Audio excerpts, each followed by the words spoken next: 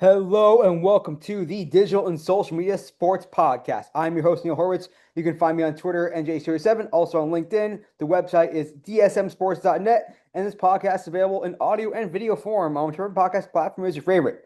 Got a really special episode for y'all today. This is the 13-year anniversary of this podcast. Yes, back in August 2013, I wanted a way to learn in public essentially. I had conversations here and there with other folks in the industry. And I was like, why not share this knowledge with everybody else so we can all learn together? That's ultimately what this podcast has been about for the last 13 years. And I find it such so lucky to be able to have these conversations with incredible people who are so generous with their knowledge and their insight. I cannot pay them to come on this podcast, but everyone is so willing to come and share what they've learned, and we all learn together. It's all about making each other better and making this industry better. And hopefully you've learned a little bit, whether this is the first episode you've ever listened to or even listening to, over the last 13 years. I appreciate it. Every single little note of support, every time someone says they listen to a show or watches a show, anytime someone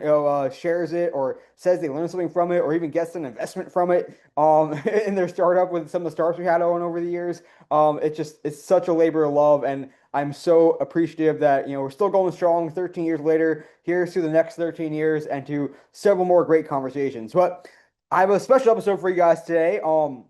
Really informative one, really tons of great insight and examples. You're going to learn a ton for these anniversary podcasts over the years. I've had my mom on, who went from a complete non-sports fan to the biggest Anaheim Ducks fan you will ever meet, potentially. I've had my brother on, my twin brother, who is a sports fan, his whole life, and we talked about what his experience is like as a sports fan, engaging on social, following content, going to games, raising his kids now. I've had my brother-in-law on, talking about raising his girls and how he's this Angel City season ticket holder.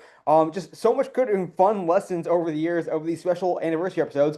And today is no different, except I'm not blood related to this guest. One of my good buddies, someone I've had the pleasure of knowing for a while now, and we were joking in this podcast, it's his 13th anniversary, so it's my pod mitzvah. Shout out to Caleb Mezzi for that one. And I joked that if I knew Andrew Taylor, today's guest, he definitely would have been coming to my bar mitzvah. And so, since he couldn't come to the bar mitzvah back way back when, he is a great guest to have for the pod mitzvah. Now, today he is the senior manager of club social strategy for the NFL. So, tons of good insight. He's worked at MLB, he's worked with the NBA, he worked with me at Greenfly for years, and now is with the NFL, helping teams guide their social strategy. So, listen up, or watch it, depending on how you're consuming this podcast. A tremendous 13-year anniversary episode with Andrew Taylor of the NFL. I am back on the podcast with today's guest. I had to have a very, very special guest for the 13-year anniversary of the podcast because it's my pod mitzvah, and definitely if I knew this guy when I had my bar mitzvah way back in the day, he would have been invited. We would have done the horror and all that jazz. But today we're gonna talk a little sports and social and all that fun stuff. My guest on the podcast today is Andrew Taylor. He is the senior manager of social strategy for the NFL. And welcome to the podcast today, Andrew. Thanks, Neil. Happy to be here. What was the bar mitzvah theme? If you don't mind me asking. I could probably give you three guesses. You could probably guess it. It was a baseball theme, bar mitzvah. I had the same thing. That's awesome. We had like a radar gun. We could like see how fast you could pitch. Our candelabras were like a World Series trophy because I was with my brother, my twin brother, so we had Benet mitzvah technically, but yeah, it was fantastic. Well, happy pod mitzvah as well. We will not force you to do any like Haftarah portions or anything, but we are gonna have some fun with you today. But before we get into the meat of our discussion, tell us about you. I'm a part of why I'm excited about this, not just because you're an awesome person and really smart and sharp and all that, but you have pretty unique experience having worked at now you're third of the big four leagues, I guess you could say, and then I can bring the NHL element too. So we represent a pretty broad swath here. And of course, we were coworkers at Greenfly for years as well. So, but give us an idea take us back to the start, your career path, your stops along the way, what you're doing today with NFL, and any tips for folks that want to try to do what you do. Yeah, I'm definitely on my way to completing the Thanos Infinity Stones of working at Sports League.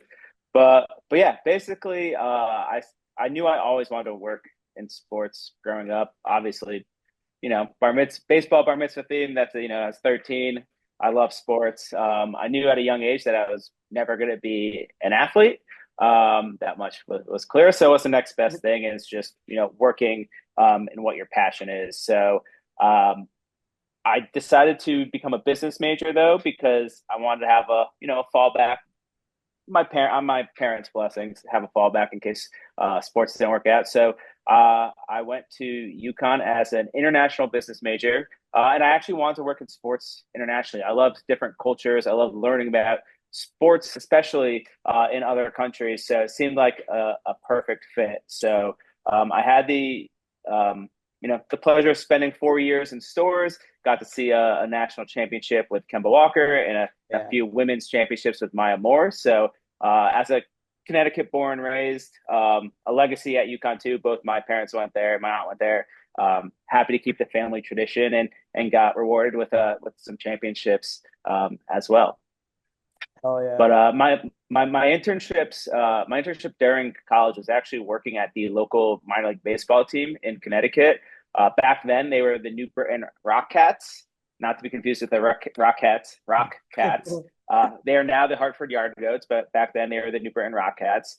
So it's actually pretty interesting. Between my freshman and sophomore year, obviously needed a summer job. I knew I wanted an internship with them, but they didn't give internships to people that young in college. So I was actually an usher for that first summer. Wow. So that was I guess you could say my first job in sports was I was an usher for the local minor league baseball team, which was a great experience because I got to go to the ballpark every day. I got to meet some of the staff that I would end up working with during my internship next couple of years. But it was also great to just experience working for the fans. And I think that's something that we often forget about why we work in sports is a lot of us are doing this because we love the sports. That's because we're fans. So it was cool to have that kind of ground level experience of actually working on behalf of the fans and seeing their experience and making their experience better. And that's something that I've tried to take with me, all these years later, almost probably 16, 18 years later from that. So did that the first summer. And then the next 2 summers, I was just strictly an intern for the club.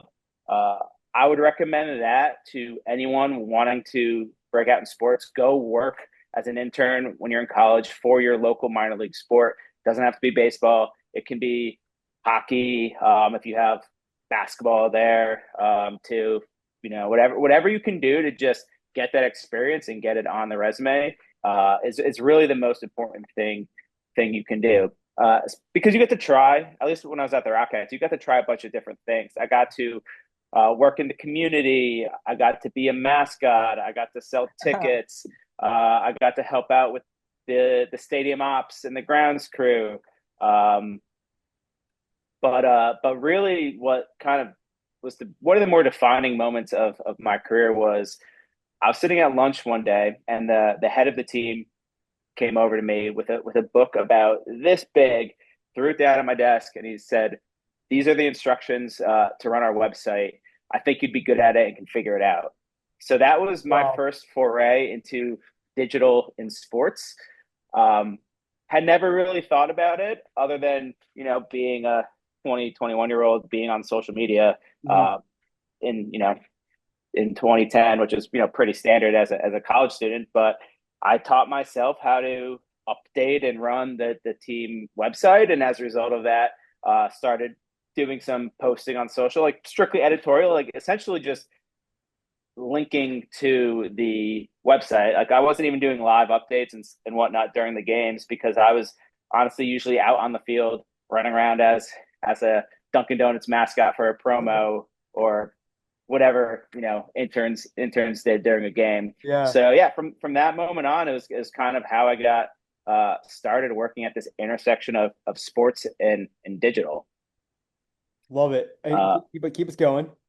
Yeah. So then my first job after I graduated was working in Australia for a pro baseball team. One of the reasons why I got the role was because I had direct experience running the website platform. It was the same exact website platform because this league in Australia was partially owned by MLB, so they had a lot of the same, kind of infrastructure. So September after I graduated, I flew over the other side of the world with not knowing a single person for Mhm. tens of thousands of miles.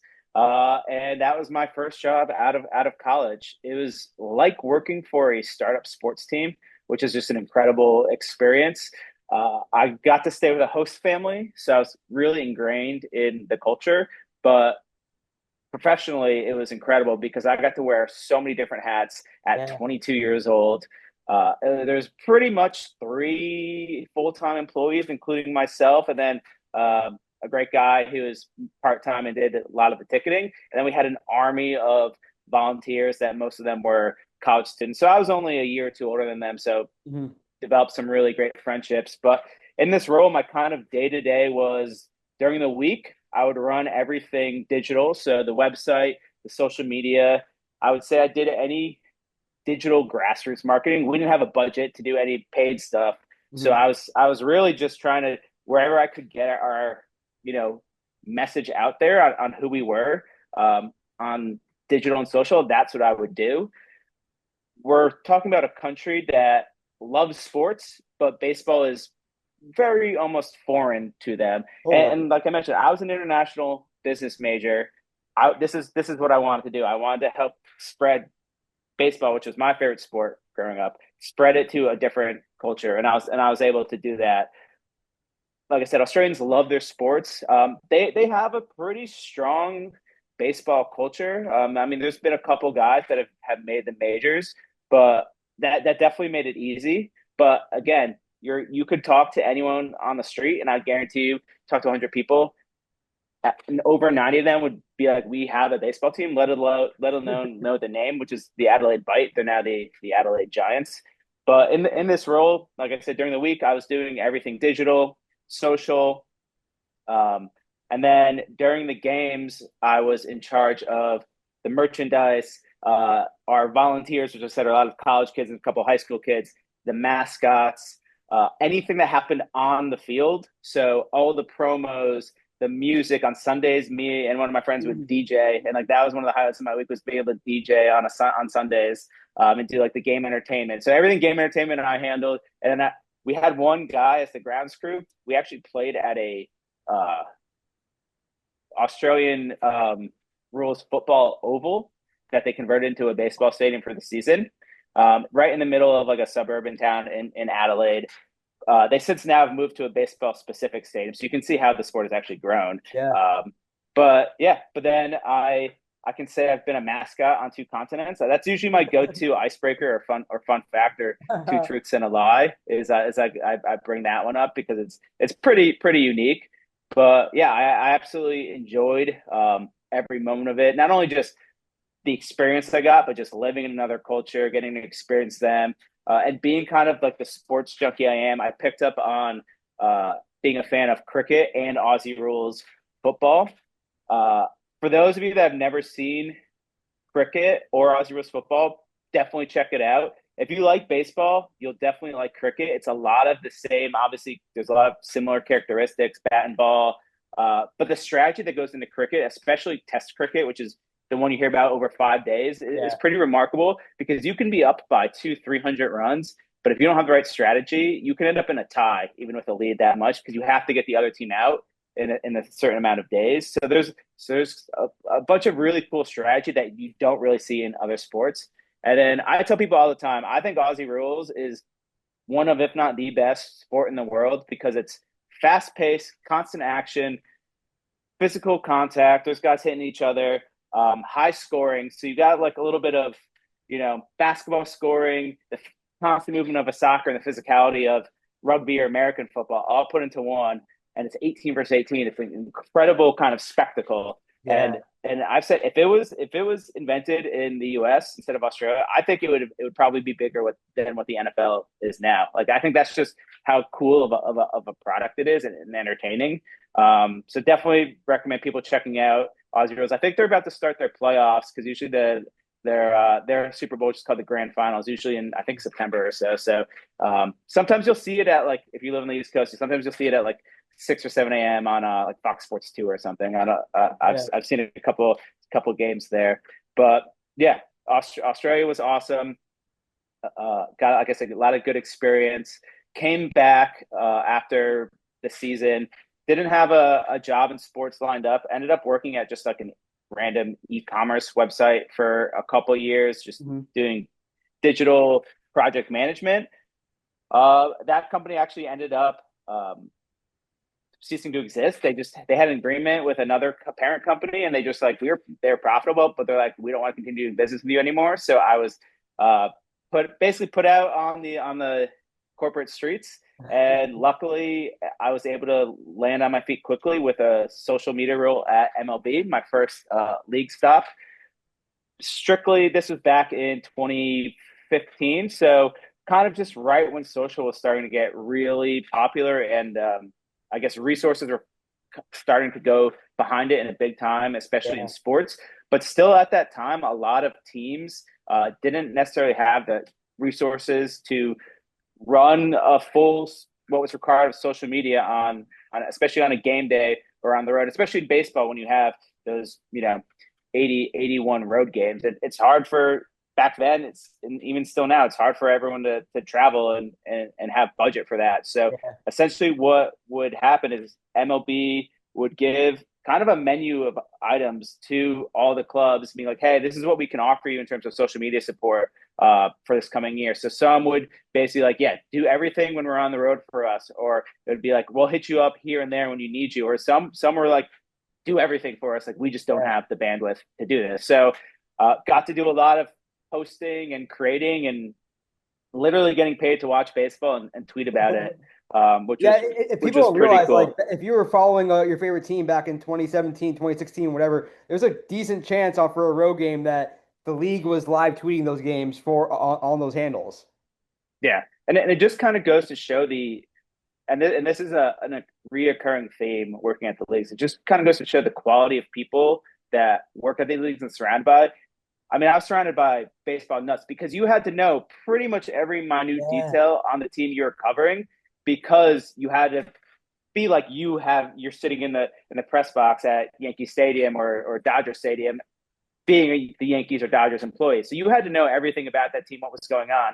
But it had to be for every team because on a given night, you could be doing a 7 p.m. game of two East Coast American League teams, and then you could be doing the 10 p.m. Eastern, 7 p.m. Pacific of the Padres and Giants, Yeah. right? So you were doing, having to almost follow four teams on a given night, and then you could be back the next night and have four completely different teams. Yeah. So it really was awesome because like I was just fed baseball in my brain 24/7, which is basically what I did as a kid too. So it was really a dream come true in that sense. But I was surrounded by people, a lot of people who I'm still friends with today, over 10 years later, that just love the sport. And again, kind of going back to one of my original themes is just giving back to the fans and really doing that fan service. And I think that's what you've seen how, if you follow, the sports world, you've seen the growth of MLB on social, and it's kind of how it's established itself from where it was a couple years ago to be, really strong and really be at the level it needs to be to help grow the sport along with a lot of the, on field changes. I think that's because a lot of the people there, like, almost have come up through the system where they started as the social media coordinators. They've been on the front lines of social and they've gone all the way up, where now they're in positions of power and making decisions, and it's Yeah. great to see. Yeah. Hell yeah. I know it's cool to see like those first generation social folks like grow into leaders now, and Yep, exactly. you see that play out in the way the strategies are as well.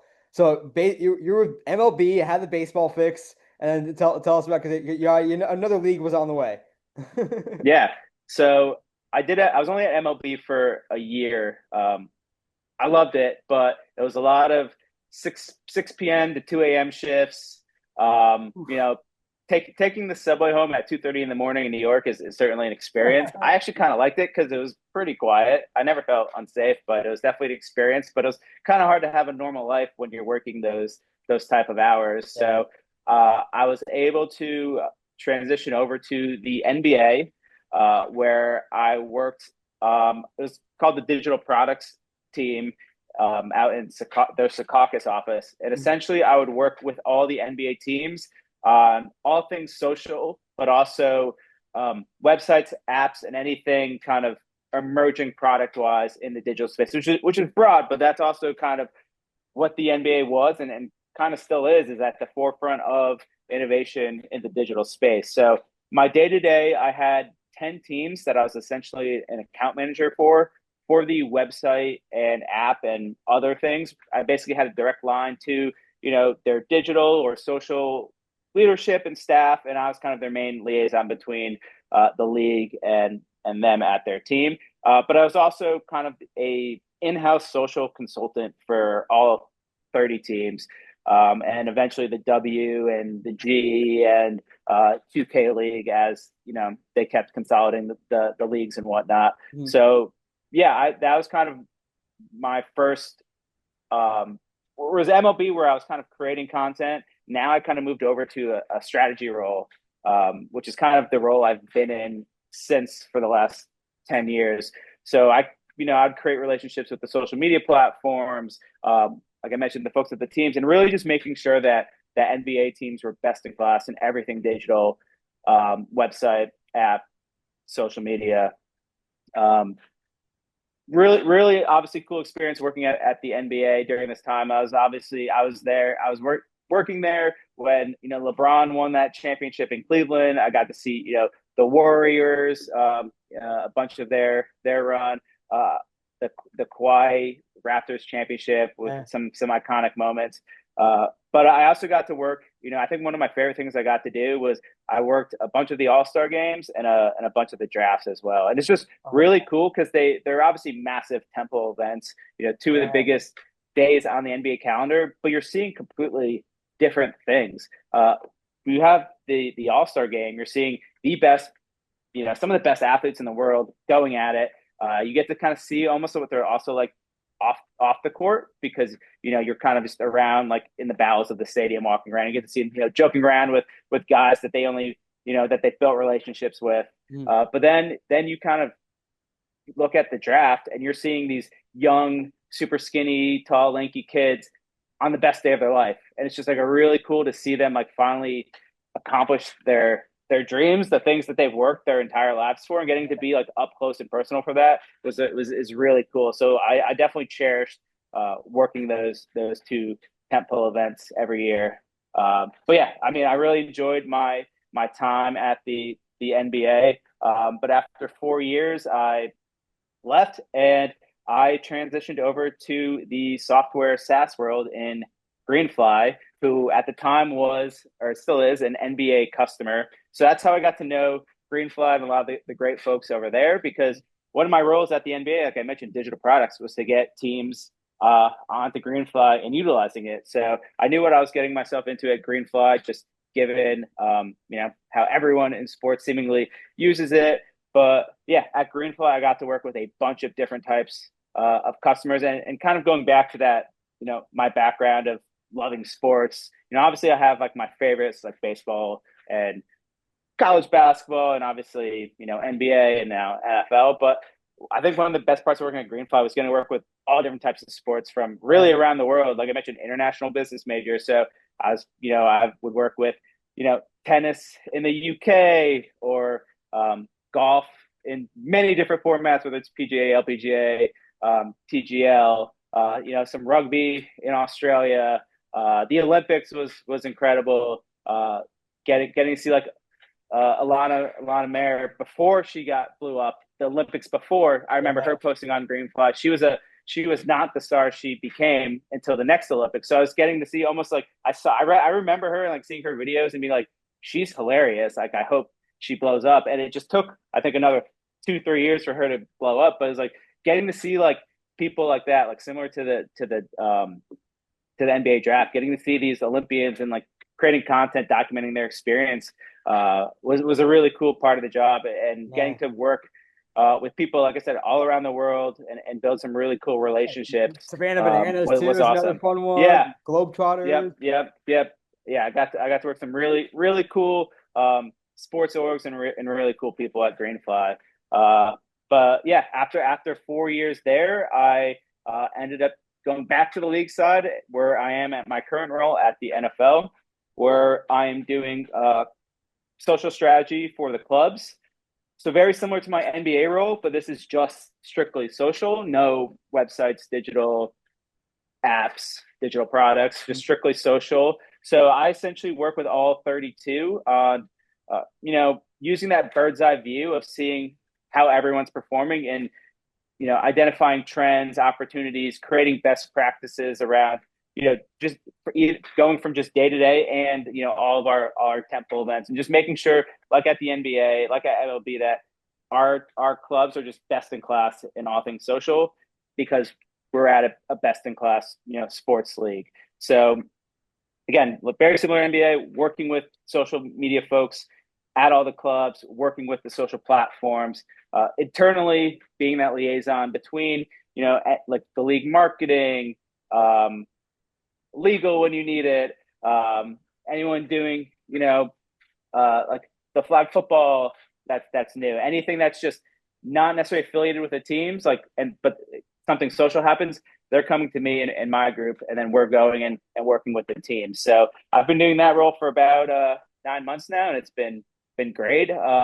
Working at the NFL and again being a part of the NFL, a special time as it's expanding, internationally with the games. There's a lot of excitement. The flag is awesome, especially with the Olympics coming up Yeah. in LA. Like that's going to be a really cool thing to see, and just seeing how that sport's going to grow. I think every couple weeks and months you see articles on how flag is an official high school sport for girls in many states. So kind of seeing that tangentially, just see the sport grow as still working for an established powerhouse is pretty cool. Yeah, there's so many ways and like first I loved hearing the adventure of how you got to where you are today. Just so much good stuff there. I learned some new things as well. And I think what really comes out too as you describe, your stops and what you learned and picked up on in each place is like you really appreciate the fact that we're telling stories at the end of the day. Like it's about Yeah. that NBA draft, that player having his dream come true, or it's someone who's really like how do you convey that to an audience, and that's what really yes, like the crazy one-handed catches are fun and the like last minute touchdowns and all that. That's certainly all part of it. But at the end of the day, like it's how do you convey those stories, and whether it's someone at MLB and you're like trying to live tweet a game from across the country, or up to today with NFL and trying to convey why someone in Australia should become an NFL fan, or why someone in Australia should become a baseball fan, even when Yep. you're out there as well. I actually want to sort of touch on that briefly. Around like what kind of did you pick up, especially being in Australia, and now of course a major initiative for the NFL as a whole is to try to make sure that fans around the world can see what an awesome game American football is. It was like, how did you kind of see the game of baseball, and even yourself being a relative noob or novice when it came to Aussie rules football yourself or cricket yourself? Like, what can we learn? What can we take away from how to get sports, or whether it's through education or through why you should care, why you should want to learn the sport, what's exciting about it, what's meaningful about it? Like, what kind of works, and what should we learn from how to make fans of new fans of a sport? Yeah, I think it's a little bit all of the above. I think I think one, experiencing it in person is probably the best thing you can do because there's nothing obviously like live sporting event. Obviously you can watch on TV, and for a lot of us, I think Adam Silver has quote saying 99% of our fans will never see an NBA game in Yeah. person, which is crazy but probably true. So if you ever have the opportunity to go experience a new sport, I think right there that gets you hooked. You get to be around, the longtime fans.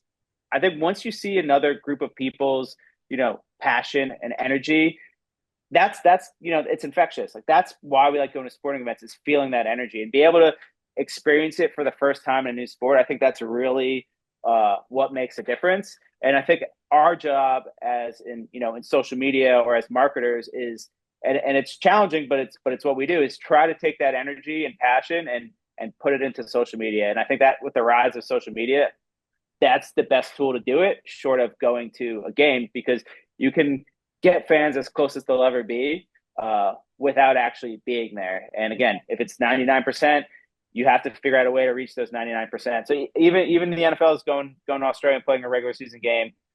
week one.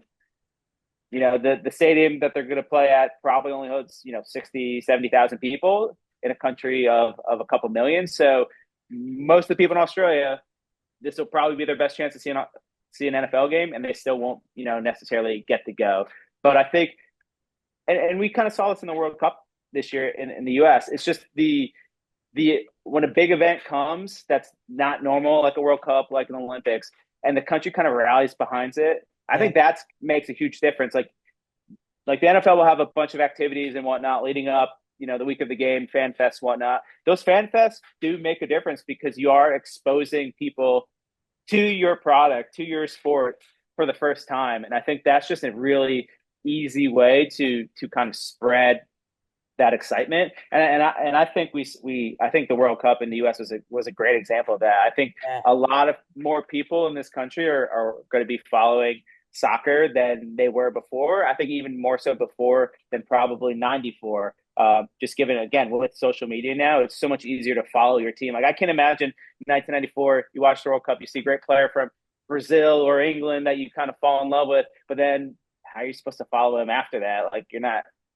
Now it's super easy. So I think that's kind of the big difference is just the availability of being able to follow, new sports now. And again, social media, you're at the front line of introducing your sport to fans. And then once you introduce them, it's about keeping them, I think educated, but just entertained. It is entertainment at the end of the day. So what can you do to ensure that all types of fans are really being serviced? And I think that's one of the challenges also that myself and anyone that works for a team is you have to find this balance of catering to your hardcore biggest fans, but also attracting new people to the sport because that's the only way the sport will grow. Yeah, no, I love to think about how you're really selling the whole thing. Like there's like a cultural element to it, and then being part of that. Like something I always remember. I forget like where it came up, but talking about like having an NFL game in Europe, for example, and like talking about like what kind of food should they serve at the event, or what kind of music should they play, and it was like, well, should we have like the local fare, or like, but like the fans were like, no, we want like give us American food, like the hot dogs. Like part of that is like we're getting a little feel of Americana, and that's like part of Yeah, what that cultural export is having that experience. yeah. I One of my favorite sporting events that I ever went to was Yankees Red Sox in London, the first ever MLB game played in Europe. And yeah, the only thing I wanted to do was eat a hot dog there, just because I was like, I need to eat a hot dog at a baseball game. It just happens to be in London. I won't comment on the quality of the hot dogs. But I know a lot of British European fans are at the game. That's what they want to do too. And to your point, it's like they want to be part of the culture, and there's nothing that goes better than a hot dog and baseball. So yeah, I think that's definitely a part of it. And you find too, I mean, obviously when 100 million plus people watch Super Bowl in the U.S. and many more around the world as well, just the NFL in general, like not all those fans are going to know, what a 3-4 versus a 4-3 is on defense or whatever it might be. Like there's a part of a segment of the audience that will. And same thing in basketball. Might have fans who are diehard fans but never watch a game. They just want to see how the drama plays out on the off court stuff with what the latest headlines are. Baseball, you might have a little more of that audience that maybe cares about the day to day more because it's a grind, but maybe you don't. So from what you've seen, and maybe it's evolved over the years in the 13 plus years of this podcast and the time that I've been in the sports world. Like, is there a clear? Have you noticed a clear difference in those three leagues that you worked at, and just yourself, your own experience as a fan of what they're actually marketing, what they're actually selling, and also like there's other elements that come into play as well. If you're an MLB team, ticket sales are a much bigger part of the picture because you have 81 home games to sell. Whereas NFL, you got eight home games and 9 home games, and maybe some preseason games as well, and hopefully postseason for some. NBA is kind of a little bit in between. And so like, how do you think about like how that affects the stories that are being told on social and what the overall kind of like goals are? And I'm sure it differs across markets as well. Yeah, I think honestly, just as socials evolved, I think because of the access to information, I think all of these leagues are pretty much 24/7, 365 now. So even though the NFL only plays once a week, if you are a diehard NFL fan, you are following news every day. So you have to always be on it. And in social, that you, like I said, you are the entrance to a lot of fandom. So you have to be on 24/7 too. So there's no really more off season. I definitely noticed at the NBA. I definitely see it in the NFL. There's no off season. It's become a 24/7, 365 business. And I think in all of these major sports it is. College too. Like there's always news. Everyone wants to see what's going on. You know, UConn doesn't tip off for another what 2 3 months, October 3 months, but I guarantee you they will post a video of Danny Hurley berating his players, and UConn fans will love it on August 12th. So I think because we develop these relationships with our teams, they become part of our daily life. You know, baseball is unique where you do get to see your team play every day, so that kind of makes that easier. But if you're a fan of any sport, it does become part of your daily life where you want to see what's going on all the time. It's kind of like almost like a reality show in a way too, where you know, but you get to actually see what happens on the field around the court with that. And how do you see it as well? And I'm not expecting you to make like direct comparisons because you know the eras in which you've been with each league are different. But like, it's kind of the evolution of you know the one man bands that were the social people like when you and I first got in this industry, and then eventually you got maybe a second person, and you got a third person, and then you know some might have some teams or some leagues or some organizations might have someone who is just doing vertical video or just doing TikTok or just doing YouTube or whatever it might be. Like, have you seen that? Like, whether it's at the NFL or other leagues, or even just, on a team by team basis, like, what do these org charts look like now? How much specialization is there? Or do people tend more toward just a general storyteller and they can pick up each platform, or what kind of stuff are you seeing? Yeah, I think it still varies on team and it's all resource driven. Even today, some teams will have the resources to have an army of 10, 12, and some will have an army of 3, 4. So I think there's still room for both. You know, I think when we were coming up, I think being able to do a lot of different things really well, maybe not elite or exceptional, but really well, and kind of be that jack of all trades. I think that served such a great purpose. But now I think, yes, there's still a place for that, and it's still very valuable. But now, if you want to go specialize, there's going to be a place for you. If you want to do just photography, you can go be an LCC somewhere. If you want to do just vertical video, there's a place for you. If you want to do more long form, there's a place for you. You know, whatever part of and it is an art, whatever part of the art you want to be a part of, there's a place for you. And even on the non content creation side, the analytics behind the scenes, there's so much there's so many opportunities there as well that didn't exist, you know, 13 years ago. I mean, Greenfly didn't exist 13 years ago. Yeah. And I think one of the things people don't realize is when they think of like wanting to work in sports, they only kind of think of, oh, I need to work at a team or a league. But there's so many other companies out there that support the sports industry, like a Greenfly. Pretty much any analytics software is no one, to my knowledge, really has a homegrown software. So Yeah. all these software companies out there are all working, and you can say you work in sports. You know, we've both, you know, built our career on that. So I think that's a common misconception is that people think if you want to work in sports, you're limited to teams or the league. But there's just a lot of different opportunities out there, and most of these opportunities didn't exist 13 years ago.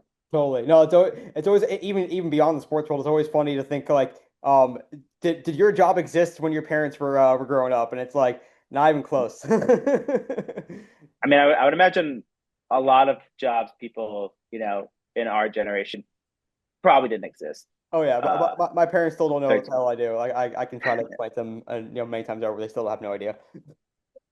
But I want to look into the analytics piece a bit too, because obviously you know, a lot of your job is living in that and trying to understand what's working, what's resonating, what can we socialize across the league, what can other teams learn from. I guess for before I go big picture, let's go a little bit granular of like how different are the measures of success that teams tend to focus on, and I like you can take this back to you know even the you know experience with NBA and MLB as well to some extent.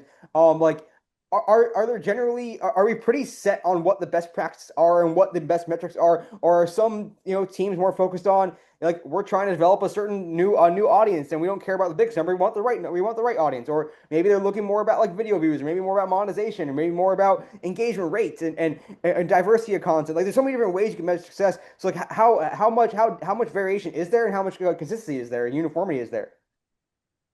Basically answer your question to all of that is yes. I think that's one of the unique parts and challenges of working at a league like the NFL or the NBA is you'll have 32 or 30 independent organizations, but not really, but kind of independent, operating with their own goals, with their own ideas of success. So I think when it comes to my role is I try to be as broad and big picture as possible because I'm just kind of there to service them, right?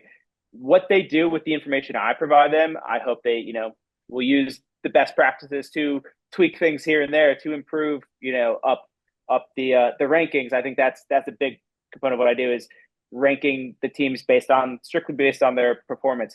Some clubs leadership doesn't care about the rankings; they just care about their own internal KPIs. Other clubs really care about their rankings, and as much as they want to be number one on the field, they want to be number one off the field too. Yeah. But there's some other clubs that don't care about how the other 31 clubs are doing, and they're just like, we just want to keep growing and following our goals. So I think depending on the team, all those things you listed, I think there's a home for that because everyone has their own different objectives. Yeah. Yes, we have like league initiatives that we want them to work on and build towards. So as long as they kind of work on that and help us accomplish these shared goals, that's really all we care about. And we care about that they're putting still like a great product on social. It's something that, again, I think I mentioned earlier, is the philosophy I had at the NBA too is that we want our teams, NFL clubs, to be best in class because they are in a best in class field league on the field, on the court. So I think we try to kind of bring that mindset off the field every single day. And I think it's what you'll find at working at any of these leagues is everyone kind of has that same mindset. Like we know kind of how special it is to work where we are. And I think most people don't take it for granted and they shouldn't because we have the opportunity to do really special things as a collective.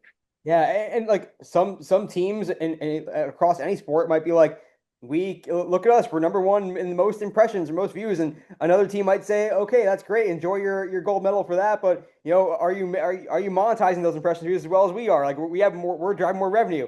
Another one might say, well, look at us, we have a more diverse audience. Like there's so many different ways to consider success with these things too. So it's hard to boil it down to a single number as much as we would like to sometimes and make it more simple.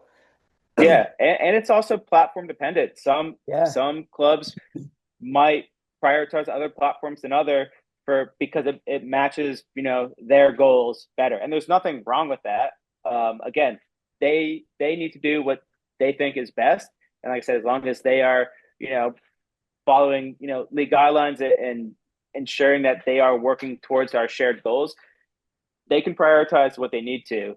Yeah. It's my job to make sure that if they're going off course and they need to readjust some of the prioritization, that's where I could come in and help them out and offer suggestions.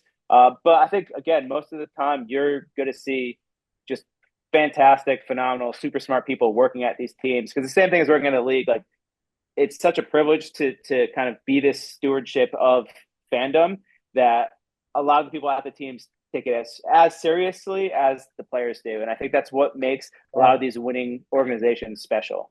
Yeah, and I want to touch on something too. Like, given that you came up in the digital space, and many of us did, of course, about how we've seen again, kind of thinking through over the years. This is our 13-year anniversary special, so we like to I want to take a long tail look at how this has evolved and how this has it sort of progressed over the years of how digital and social have become both more intertwined as well as more separate in some ways. Are the same people that are leading social also having their hands now in mobile app, in text message, in email to some extent? And how are we double dipping content for the most part, or are there some places where it should be a very focused strategy on just social, let alone on a single platform on social. So, like, how are you seeing the, like, I guess not just the org charts kind of are starting to evolve a little more, how social people are growing into leaders that touch more than just social, not to use that in a pejorative term, but like, and also just the way that the currency of content is being used to really Yeah. maximize the effect and not just being like something that we're going to stick on Instagram. Yeah, I think a great way to describe it is social touches everything, content touches more, which is Yeah, kind of like, yeah, I like that's that. really what it comes down to is like, so your social is ingrained in every part of the business now, and it's been increasing over, the last 10, 13 years. But now it's been really a focus on content, because that's the secret sauce, I think, for sports teams now. And that's one of the things that I drive home is, and I think this is good advice for anyone, whatever you are on social, is you need to rely on what makes you unique content wise.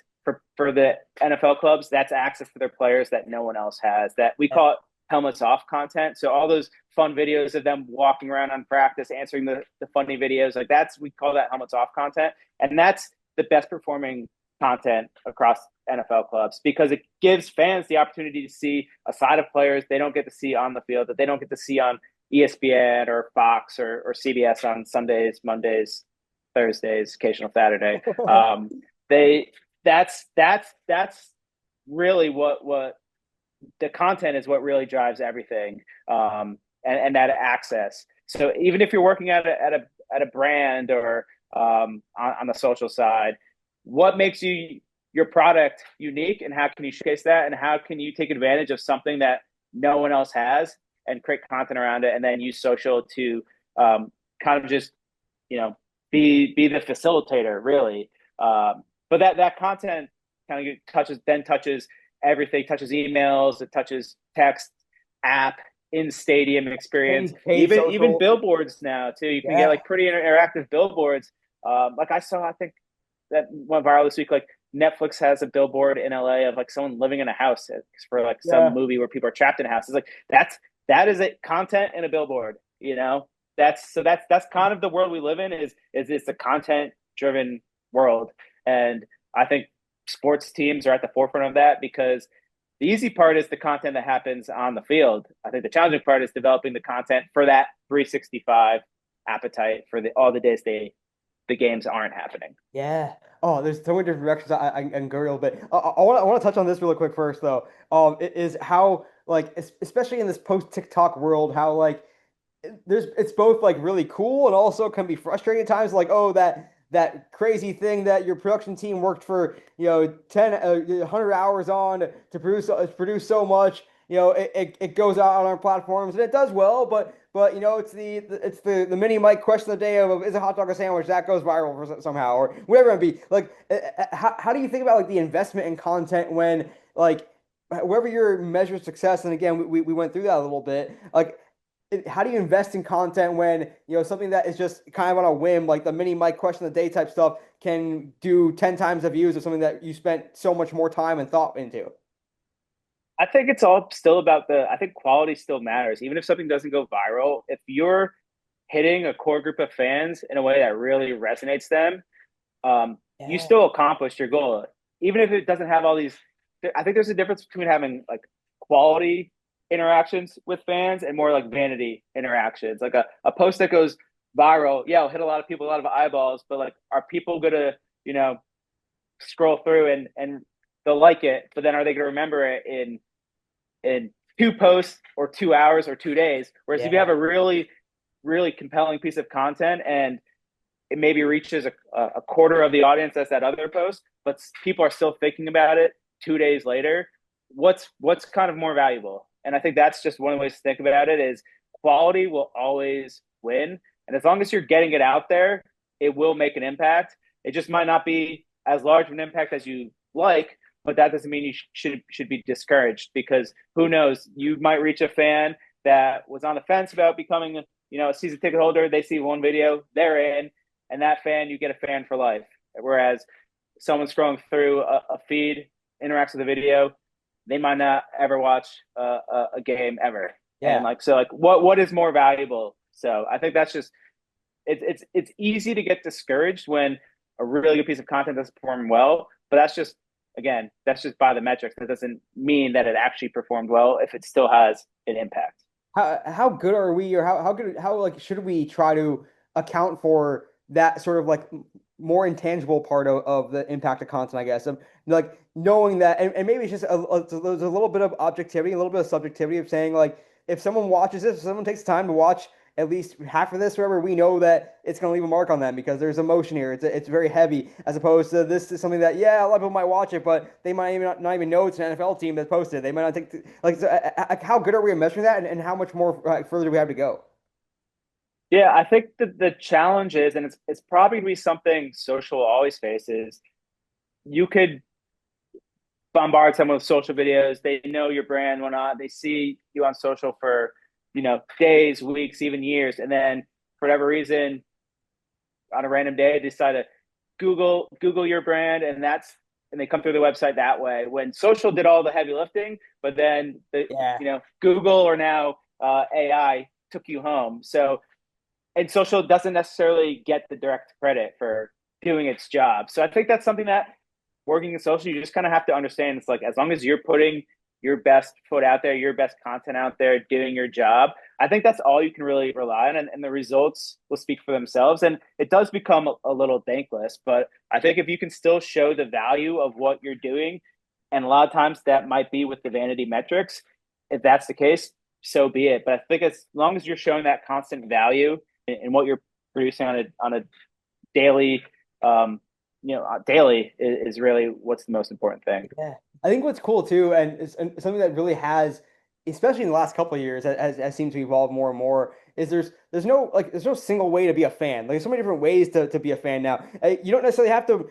Again, you don't have to know what a 3-4 defense is. You don't have to watch every single game. You might be a fan because you really like checking out. You really like learning about what kind of food these players are eating on a day-to-day basis, or what their workouts are like. And I also think too, and I want to touch on this with you, like the NFL probably more than any other league has done a really good job of sort of telling that whole picture story of like they're gonna tell you about like how a team travels to Australia for a game, or what the equipment Yeah. is like, or they might talk to the groundskeeper on how do you maintain this field and keep it so pristine from Sunday to Sunday, or after a concert, even before the next game. And so like I guess both you personally as a sports fan yourself, as well as like just having this overall overarching view of several leagues throughout your career, of like how these stories, and I guess this more ancillary content, like if someone does sit and watch a 5-minute video that takes you behind the scenes of what the physical therapist does on a day-to-day basis, like is that creating an NFL fan? Like how do we think about that? Like is okay, like they're a fan of our content, or are they a fan of our team, or are they a fan of our sport now, or is it just a little bit just different avenues and different measures of success then? I think the most important thing is that you're getting in front of people, and that's the only way you can convert someone. And again, it might not be this one video that is the final blow to get them to be a full-fledged fan, but you're still providing a service to them. One of the best performing videos last year from NFL clubs was their kitchen staff going through what a team eats every year. And like that I think the broader of an audience you can go after is that's a win, because you're just, again, I think casting that wide net is, especially on social, where we're in, like you kind of alluded to it, this post TikTok world. Like, followers aren't as important as they used to be because Yeah. content is being served to so many different people. So and this is life in social, you have to react to what the platform algorithms are doing, and the platform algorithms are saying you need to be broad and reach a wide group of people. Yes, it's still important to have, to cater to your diehard fans,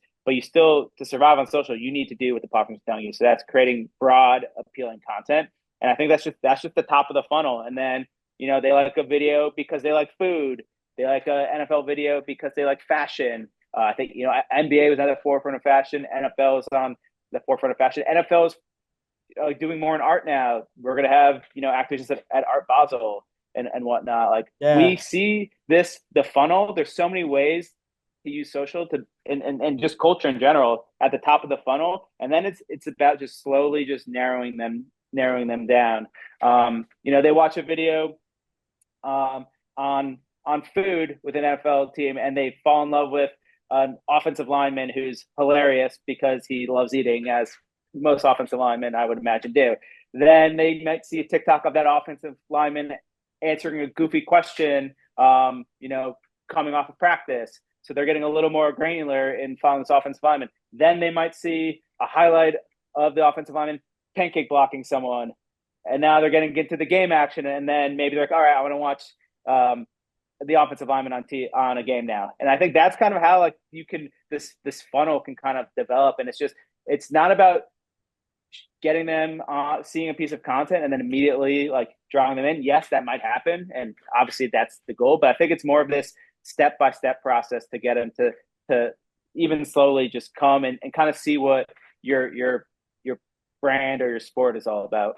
Yeah, and I think that's we're in the middle of the preseason right now, and I think while I've been sort of a detractor of Hard Knocks the last couple of years, I think this season so far has been pretty good with the Seahawks, and but granted, every team kind of has their own version of All Access now, but I say that to say Yeah, that like Hard Knocks is kind of the like one of the a great example of the fact that if you watch a Hard Knocks episode, there's maybe 20% is football being played. The rest is yeah, storytelling, learning about these guys' families, how they came up, what they do on an off day, how they prepared, all the injuries they go through, and recovery and all that. So I think that is just a great shining example of the fact that like yeah. it's not just all about the sport all the time. It's about the I guys mean, behind.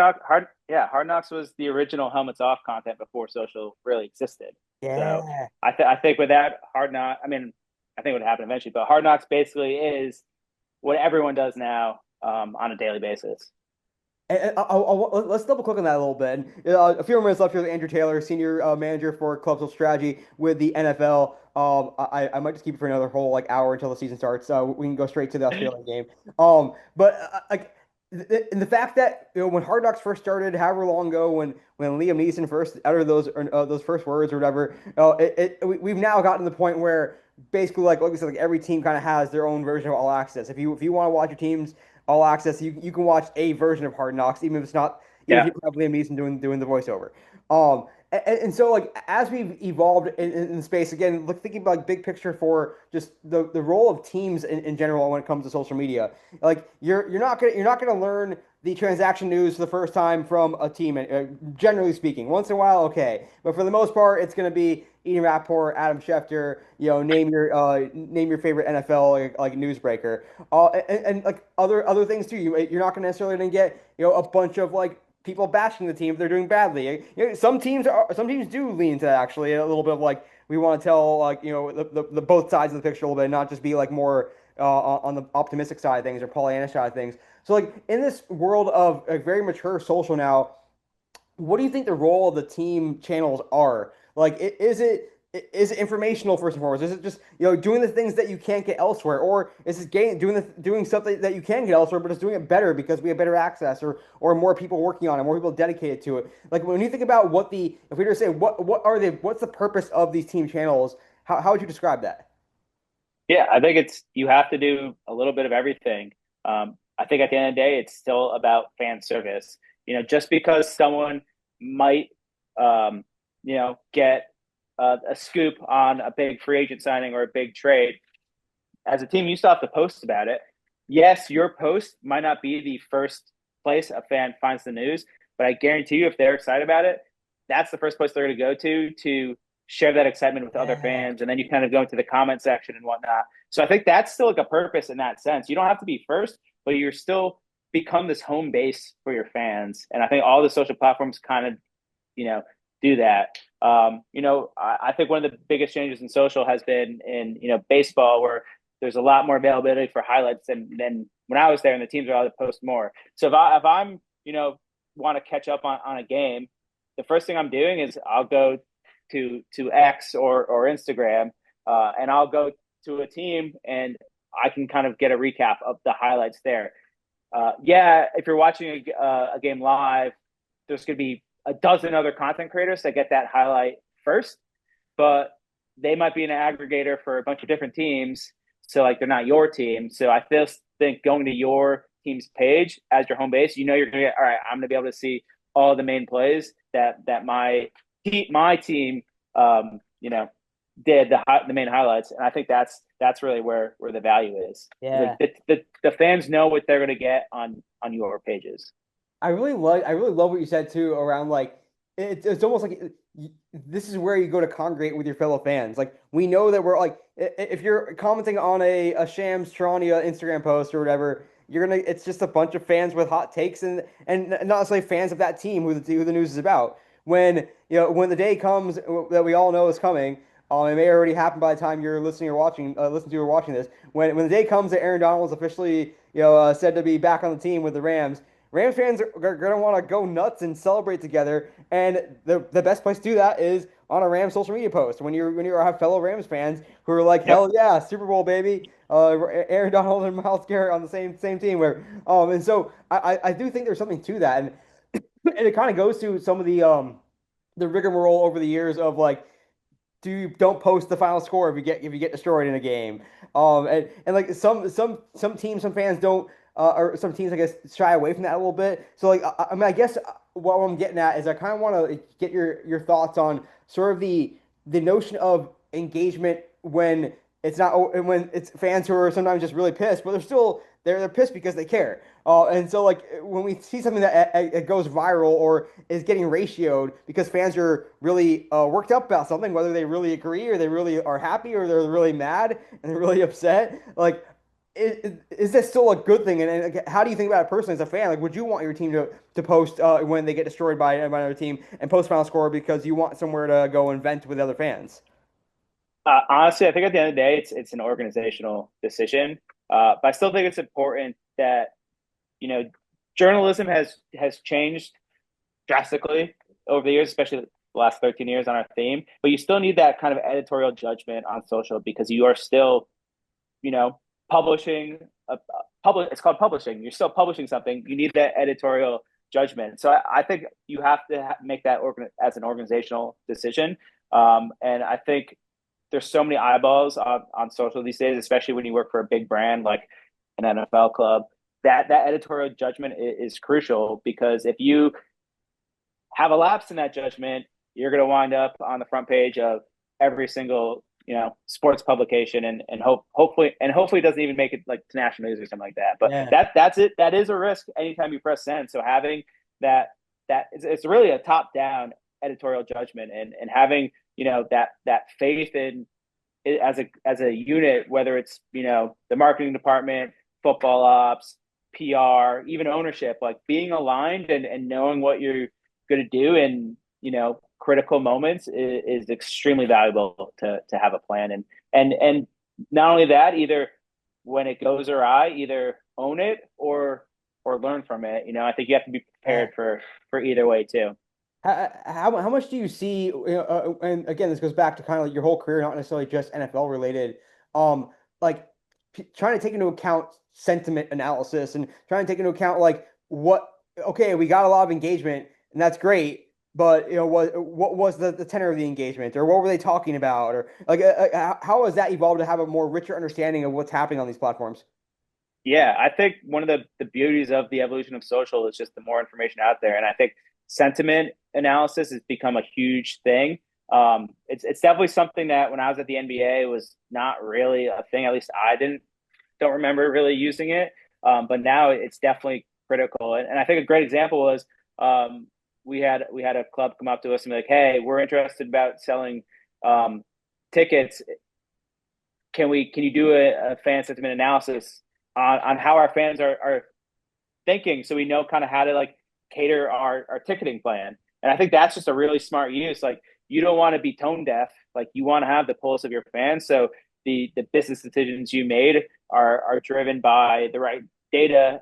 But then with the sentiment, you get that kind of PR aspect in too. That it's almost like PR supported data, which I think is massive because you don't want to come off as tone deaf, and you want to, again, it's all about fan service. Like you want fans to come to your games, but are you going to push a certain promo that's not going to land well? If you can get ahead of that using sentiment, you're going to save yourself a lot of headaches. Yeah, I wonder too if we're even like heading to our future where like this stuff can happen in like near real time almost. Like, oh, okay, fans are really juiced right now, and some of it's very predictable, of course, like after a big win or something. But like they are more juiced than normal because we just made this big transactional move. Like now's the time to throw a few more bucks Now in it's that time to strike. paid Yeah. social ad. I mean, there's tools out there that will help you accomplish that today. Like it's not even it's a future thing. There's definitely some tools out there that where if you're posting a new star player and a fan says, "Hey, where can I get this jersey?"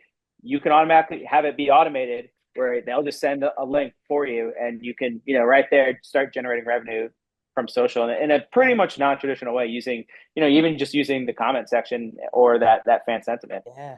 How good are organizations at connecting these dots now of like is when football ops is about to make a big decision and then they're going to tell PR so the PR can prepare a press release and does it then trickle down to okay, hey, paid social, you should have some ads ready because we're about to get a lot of big excitement going. Hey, social Yeah, media team, get some graphics ready and get your content ready. Like are some organizations just a bit more siloed than others, and are some really embracing this whole like this is a business, and even the football side and the business side, when we work together, we can make 2 plus 2 greater than 4. it's it, it's so much better than it used to be, and I think there's a bunch of reasons. One, social touches everything, like we talked about.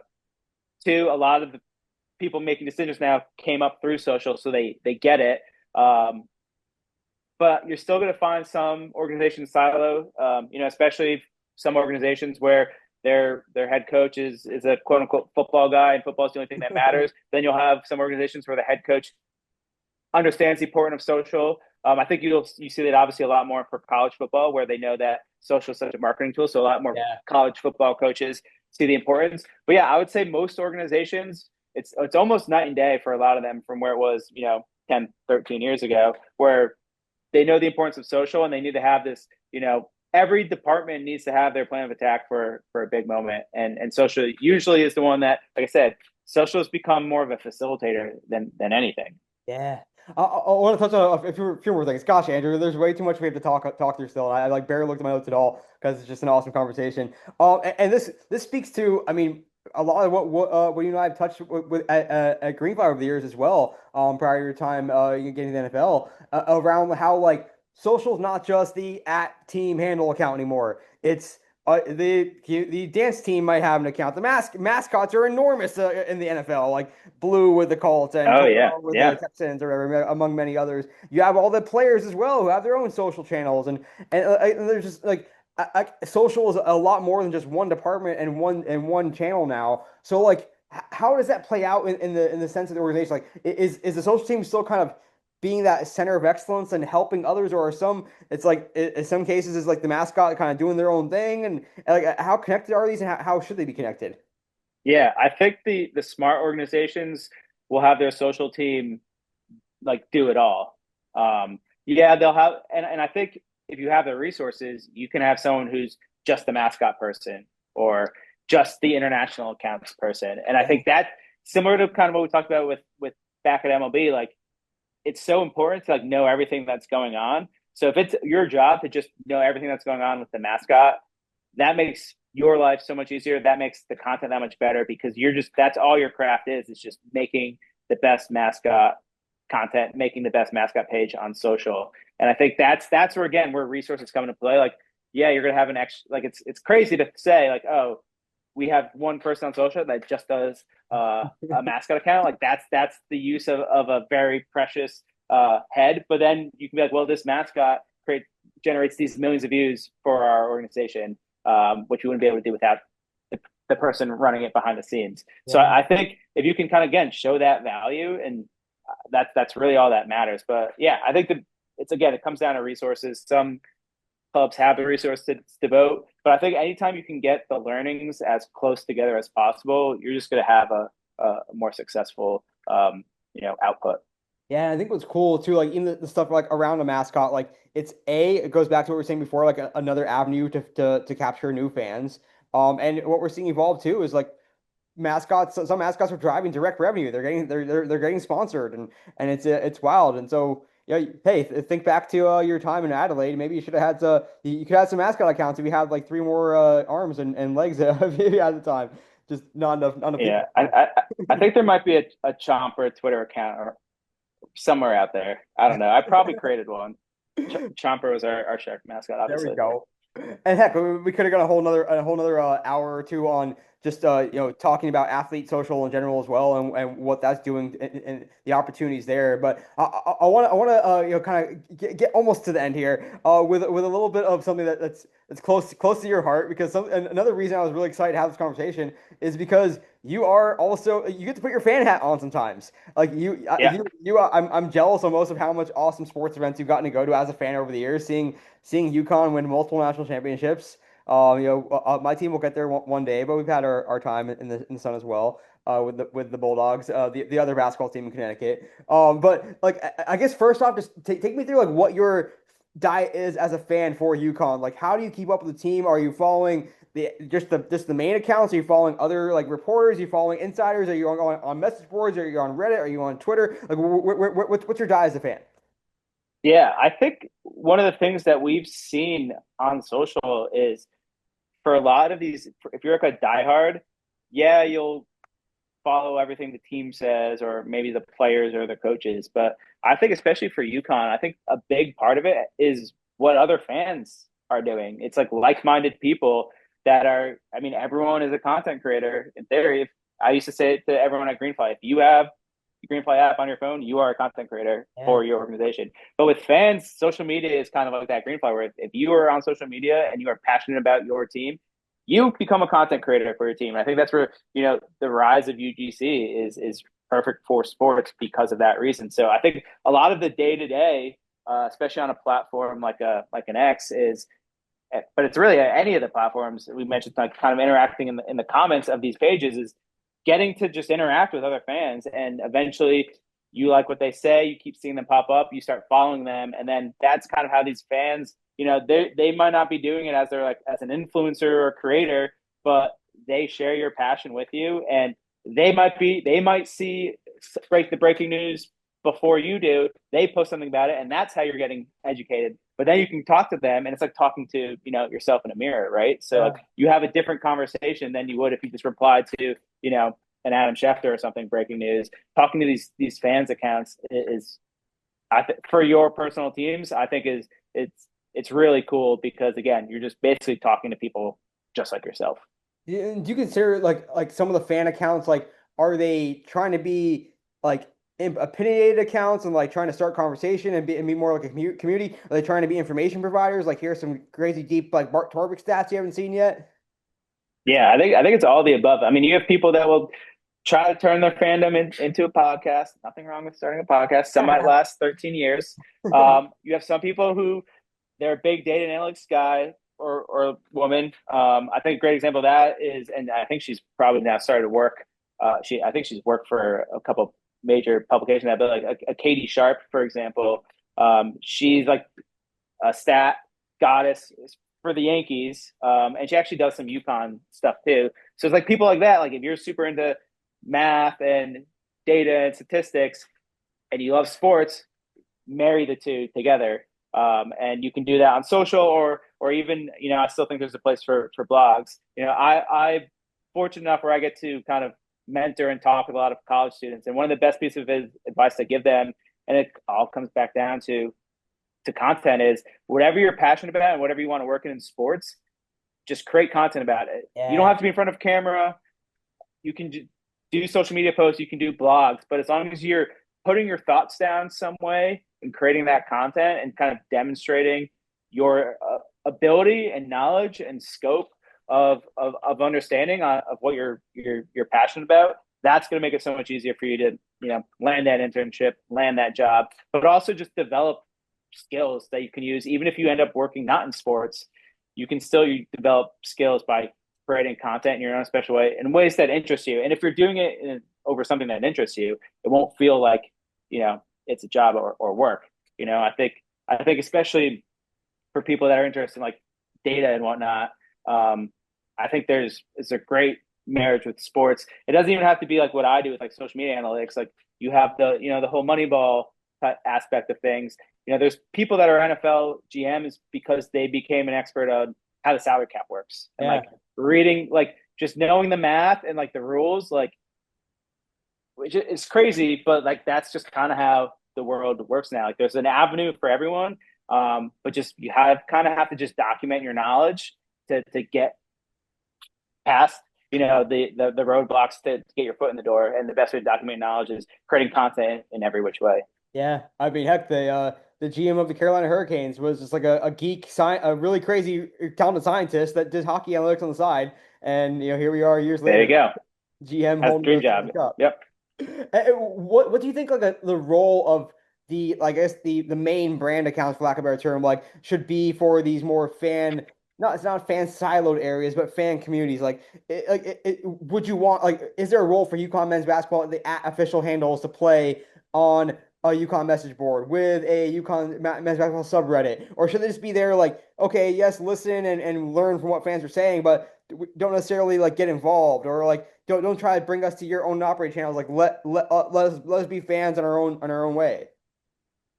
I think it's an organizational decision. I think at the end of the day, I don't think there's a right or wrong answer to it. I think it just depends on kind of the tone your organization wants to set. When I was at MLB, I started the first official MLB Reddit account, but the way Wow. I did it was because I knew how Reddit worked. The way I did it was I would like to think I did it the right way, where I talked to the mods and like introduced myself as working at MLB. Like, this is what we want to do. We don't want to encroach on your space. We want to, again, provide that fan service, provide that content and access that no one else can provide it, but it's the league themselves. So I think that's where you can kind of play a role in those types of situations if you decide to as an organization. Again, you have to kind of do about the right way. There's a lot of internet code on all these message boards and or Reddit and whatnot. And I think you have to play by the rules. You can't come in there without knowing what to do and have a plan. Yeah, no, I've always kind of noticed that on Reddit there is the MLB Reddit and the subreddit, and there's the baseball subreddit, and so now I kind of have an idea about No, I'm why. talking about I'm talking about the official account for Oh, MLB it's on. even better. Yeah, we didn't. No, didn't create a subreddit. We became part of the r/baseball community as a way Ah, just to continue to reach and service fans. that's an even better thing of how you, especially on a platform like Reddit, where they, like you said, they can be very protective of making sure that they're keeping brands out of it a little bit. Well, Andrew, before we get to the show stat, I want to just one more thing, and that is just sort of like, I mean, let's just have some fun, kind of looking back a little bit on like what some of the key, like whether it's key lessons you picked up over the years, and I know you talked about a lot of them already, or your key memories of the social media and sports world. I mean, I think back to like the LA Kings, inventing sarcasm in my mind on Twitter with the tweet about the Vancouver Canucks back in the day, or I think back to I don't think you were the NBA at the time, but maybe you were the famous Houston Rockets tweet with the gun I in was the I was tape. not there for that. And that was certainly, I don't know if I would call it a major pivot point in social, but it was certainly a memorable moment. It was a learning experience, I think, for a lot of people in social. So what are just some things that kind of stick out for you, whether it's like things that you remember for good reasons or things that you remember for meaningful and impactful reasons for what they did for the space, or new platforms that came along and new features came along. I mean, obviously the TikTok driven algorithm feeds, the onslaught of stories across platforms, and what kind of comes to mind? Yeah, I mean, I would think that the probably two biggest shifts in social history has been the rise of vertical video, people going from watching content on a widescreen to your phone screen. And Yeah. then I think with the last, 5, 6 years of the rise of TikTok is this um, content based following rather than a follower based following. Yeah. Whereas like you get these for you page. I think the for you page has changed the game for better or for worse. And again, I think someone who works in social media, you have, like I said at the top, you have to adapt and kind of react of what the algorithms are telling you to do. But I would say those are probably like the two biggest seismic shifts in Andrew, social media. to touch on that a little bit, especially like having the positions that you've had, these like do do teams, do leagues, should we still care about follower count? I mean, I'm not gonna say completely like, oh hell no, like dismiss it like firsthand, but how much does follower growth matter now? And like, what should we take away from what followers means nowadays? I think it's best to be used as a barometer. I don't think it's necessarily important as like a number, like a end all number. Like a good example is, when a player signs with a team, and we can see, all right, on that the day that you announced the signing or day that you posted a video of him coming to practice for the first time, and your followers count spike.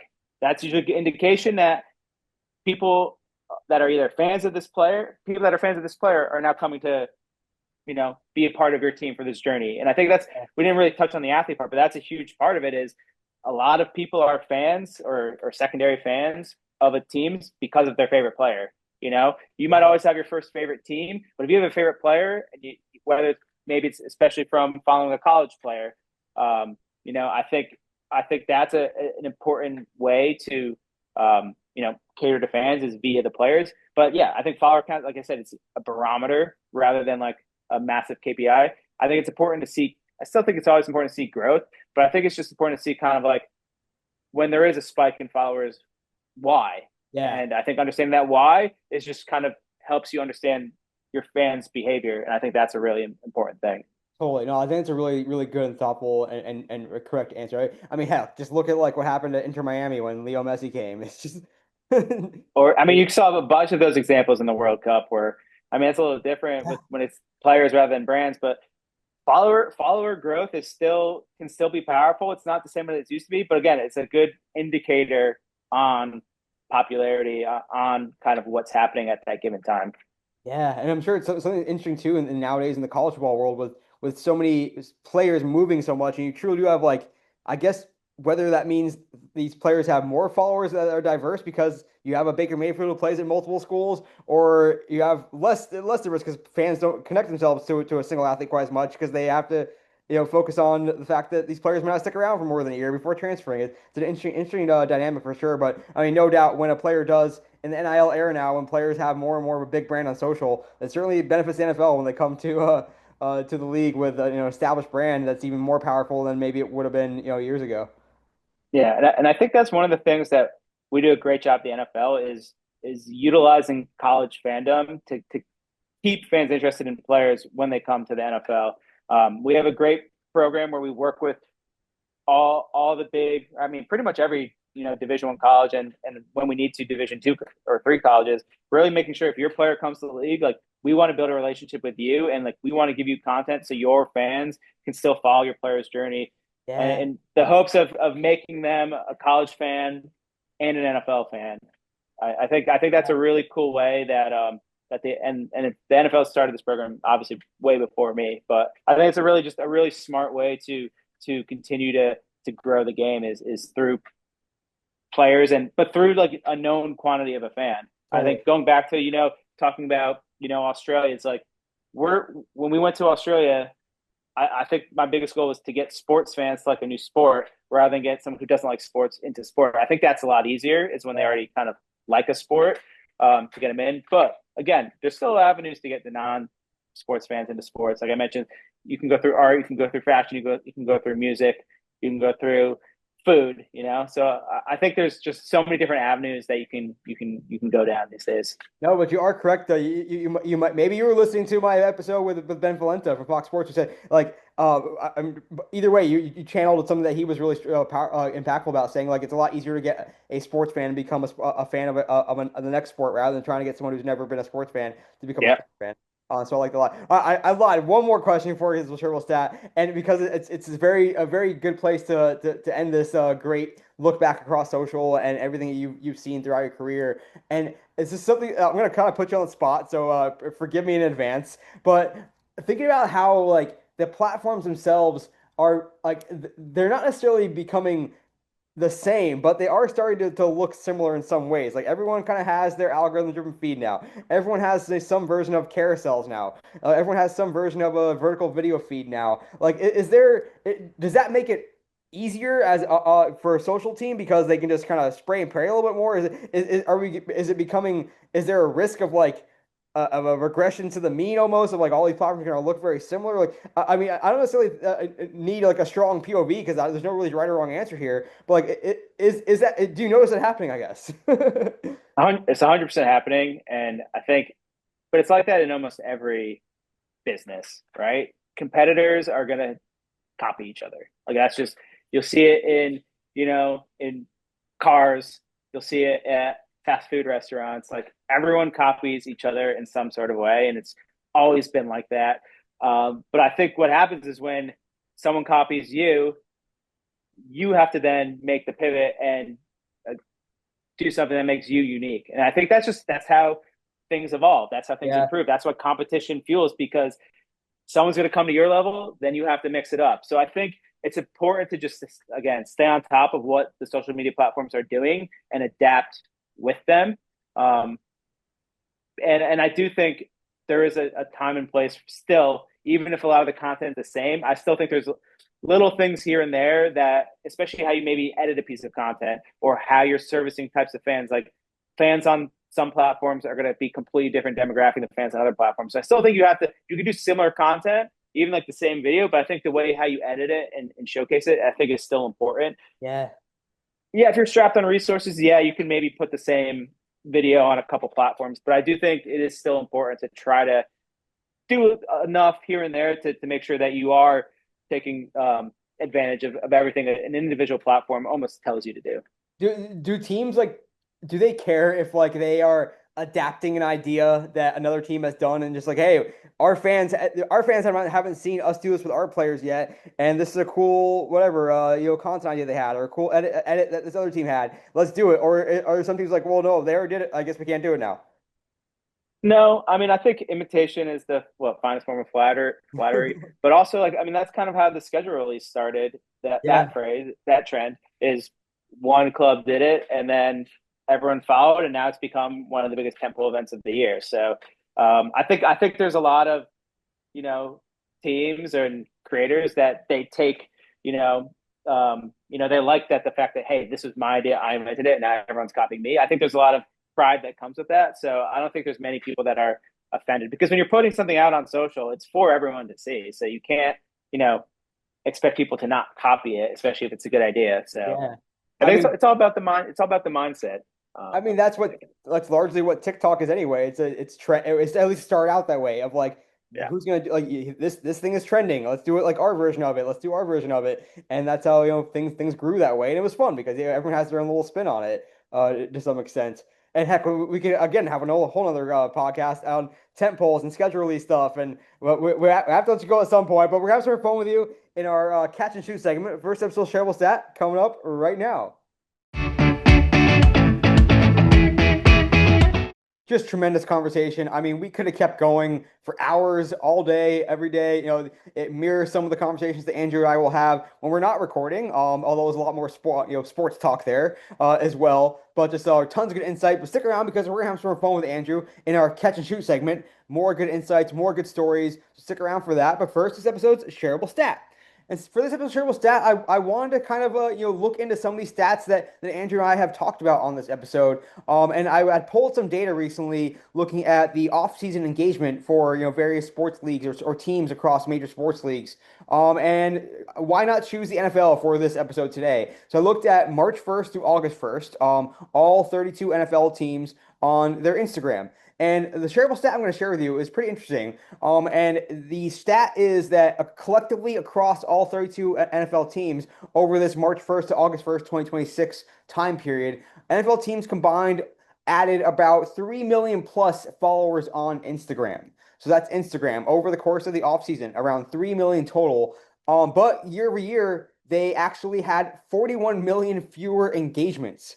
41 million fewer engagements. Now, that pattern pretty much holds no matter what sports league you look at. So this is not an NFL thing. It's a very much an Instagram thing. And anyone who's been following, their Instagram accounts over the last several months, if not years, you've started to see that happen a little bit. Whether it's First off, I will note this is coming from social content ratings, and so if there are any hidden likes then that is not being captured in those engagements. But for the most part, teams don't tend to hide their likes quite so much. It's more of an athlete thing that I tend to see. But the fact is that the in-feed engagements are not happening quite as much as they once did. There's a lot more, and then you don't need to follow Adam Mosseri or Matt Navarro or any of these social luminaries or leaders to know that a lot more engagement's happening in the DMs. It's happening in these private channels. There's also a lot of happening in the reels as well, where you're not as likely to find someone who is already a follower of you as well. But the fact is that as we will talk about this more in the next segment,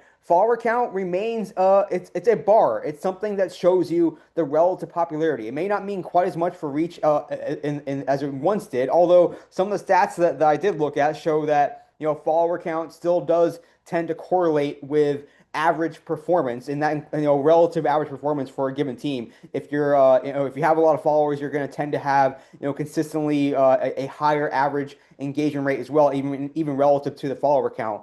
But the fact is that even while follower count is growing in some ways, although at a slowing rate, if you look at some accounts that I've followed over the years as well, especially on the athlete side, it's actually you actually see some accounts losing followers, which is kind of unheard of for some of these massive accounts. But some of that is bots being cleaned up. Some of that's just the nature of the way that Instagram is evolving over the course of time.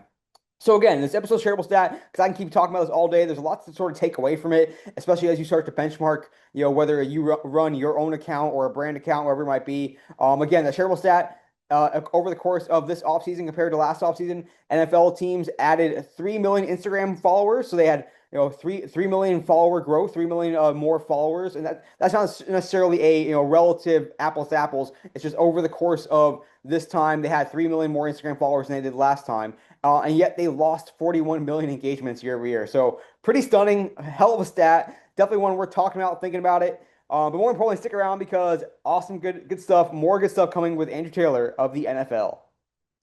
Right back to Zip's Shareable Stat, and I'm joined once again by Andrew Taylor. He is the senior manager of Club Social Strategy for the National Football League. You may have heard of it. Andrew, you crushed it in your interview. Are you now ready for a little catch and shoot? Let's do it. Let's see how is your jump shot these days. We're never about to find out. Is it Braylon Mullins-esque? I mean, I grew up in the basketball capital of the world, so All right, number one. Tell me this is gonna be a fun one because I don't know how you're gonna pick them. Maybe you have the exact three. Tell me the top three most memorable UConn games you've been at. all right. Well, number one is definitely the Kemba step back game at the Garden. I went to all 5-5 that year. It was my spring break. Wow. I'm actually in the picture, one of the pictures of the step back with my hands up, like in the crowd. I have it blown up at my house. So epic. And actually, I just had one of my buddies text me that saying he talked to someone that was at the basketball facility up in Stores, and I'm on the wall in that picture. So That's that's epic. always going to be my favorite. And now I will hopefully live forever on the walls of the Worth Championship Center up in Immortalized. Stores. Number two and three, I'm probably just gonna have to go the 2024 Natty and 2023 Natty in that order. So spoiled. Oddly enough, I had never before the 2023. I never actually been to a UConn Final Four game. I 2014 I tried to go, it didn't work out. When I was out of college in 2011, I wanted to be on campus, and then I was maybe a little too young in 99 and 04. But yeah, so 2023 is special to witness the first one in person, and then obviously see it back to back with the one of the most dominant teams of all time was pretty special. Quite a charmed life you've led as a UConn basketball fan, both on the men's side and the women's side. Just no fair. Yeah. I And never. I guess for a women's game, I was at the game where they did break the record for most consecutive wins of all time. So Yeah. I do have to give the ladies a shout out too there. Hell yeah. Gino has done a good job over the years, and of course, all those great players that have come through. Number two, this is going to be maybe the hardest question I've asked you the entire podcast, but we'll see how you do. Tell me the Mount Rushmore of UConn men's basketball players during your lifetime. So we're not going to make you go Yeah, back to like the 70s or whatever. yeah. I mean, most of them, fortunately, have all been during my lifetime. Um, but yeah, I think you know for me personally, number one is Kemba. That was my year at UConn. I was in the step back. That run was obviously incredible. Like just basically carrying a team of freshmen and sophomores to the national championship. Um, it, Playing in one of maybe the peak of the Big East as well, in just Yeah. terms of how incredibly challenging it was, and able to win that tournament and then carried all the way through the national championship is incredible. Kemba always had that. Uh, Next, I'll probably go Shabazz, just given how, yeah, he played that role as a freshman on that team. But then when he was the man in charge, he was able to lead a team that was, coming off of, a tournament ban. And again, is kind of the UConn mentality, us versus the world. And Shabazz really, embodied that. And, he's like Kemba was a local kid from New York. Shabazz is a local kid from outside Boston. So again, you kind of have that Northeast roots that people from New England and the Northeast are proud about. So always appreciative of what Shabazz did. Next, I'm going to go the kind of the guy who brought us the first championship, which is Richard Hamilton. I think I could have gone Ray Allen here. I think Ray Allen is probably the most. I mean, he's in the Hall of Fame. He's the most prolific, but I think Rip winning us the first championship, like that's always going to be special. And he was obviously a great NBA player too. Obviously, maybe not the illustrious career that Ray Allen had, but hey, he's still a huge part on that Pistons team that won a championship. So, I think definitely I think it was the first UConn player to win both Final Four and NBA Finals. So I think that he has that going for him. And then again, I kind of already teased that I'm not going to go with Ray. I'm actually going to go with a Mecca Okafor.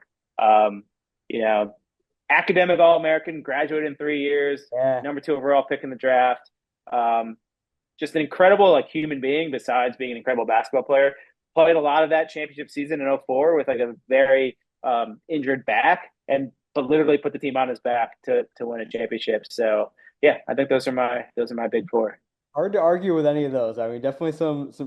And I could have 3-4 mountains if I needed seriously, to think about all the guys who are not on that current mountain, it's quite a decorated program there that Jim Calhoun put up there over the years, and of course now the Danny Hurley and Kevin always had his time too, of course. Yeah. Number 3. This is gonna be a fun one. We talked about some of these in your job path conversation in the initial interview. But so tell me the most memorable Greenfly client you worked with for whatever reason. Who kind of stuck out? Yeah, I mean, I think it has to be, and we kind of touched on them, the Savannah Bananas and similarly the Harlem Globetrotters. Obviously, the most fun and just they get the content aspect and the entertainment aspect and combining the two, but also just great people to work around too. Who everyone just kind of gets it. I mean, and if you're in that very specific business, you kind of have to get it right. Like you're all about entertaining and pushing the limits and really being as fan friendly as physically possible. So those were both just an absolute joy to work with, and got to see both them in action in their respective sports up close. And I'm sure I don't have to explain most people how awesome it is to go to a Bananas or Globetrotters game. So very, very cool. And yeah, I think you picked some good ones there for sure. And what a treat to be able to work with such storied brands. And one very, very old brand who still is going strong, and one much newer one that has just completely changed the way that we think about sports. It's awesome. Number 4, another tough one for you here. If not taking out your personal opinion or even the league's opinion, if you were to poll NFL social people, like people that work for the teams, and ask them which 1 or 2 or 3 teams is the best all around on social, who do you think they'd say? Yeah, I mean, personally, I want to play favorites. I think I have 32 kids. I can't tell you who my favorites are. But yeah, I mean, I think it just kind of depends on what you're looking for. I think a team like the Eagles just does a really good job of, they're obviously at the top of the sport most years right now, and I think their social performance backs up. They just do a very strong job of they won't. I think we talked about earlier, kind of like making an organizational decision on what kind of team you want to be. I would say maybe, they lean more on the conservative side, but that doesn't mean they're not producing great content. And then you have a team kind of on the other side of the spectrum, maybe is the Chargers. I think a lot of people in the business, especially around schedule release, looks at the Chargers and they kind of are like what social is when you want to be fun and engaging. And now with the coaching staff of Harbaugh and McDaniel, you have not only have the players, but now you have the coaches that are just content machines. And I think they just do a good job of working with what they have, and especially in a place like LA, which is hyper competitive. Like again, it goes back to like, using the access you have that no one else has to stand out and make unique and compelling content. I think they do a really good job of leveraging that. Yeah, definitely two teams that that come up a lot in my own conversations with social folks. So not a shocker there. And heck, I think we need to have eventually like if the Chiefs and Chargers rivalry back in the swing of things, we need to have some sort of like Madison Beer, Taylor Swift content going back and forth now. Yeah, I mean, hey, the the NFL wives are awesome. Like you have, Christian Seriously. Check Yeah. also. It's great to see. Just again a whole other episode we could do on NFL Uh, Wax, and I yeah. mean Kylie Kelsey and every all along the way. All right, next one for you, Andrew. You've had some social media posts from yourself go a bit viral over the years. So tell me if you know it, your most viral personal social media post. Yeah, I mean, most of them are just about UConn. I mean, yeah, the one that like went most viral was, and it kind of goes back to like something like we didn't really talk about it on social, but it's like the emotion that social can play too. So my most viral post is, my mom passed away right before the 2024 championship, and our one of our last conversations was about like, will UConn go back to back? So just I just put it on literally the night of the championship game. I just put it on, not thinking anything of it. It's one of those things you wake up and you have like almost like a million views the next day, which is kind of crazy. But I think it just goes to show how people are connected over sports and Yeah. like how it's a generational thing. Like I mentioned, like my mom went to UConn, she watched every game.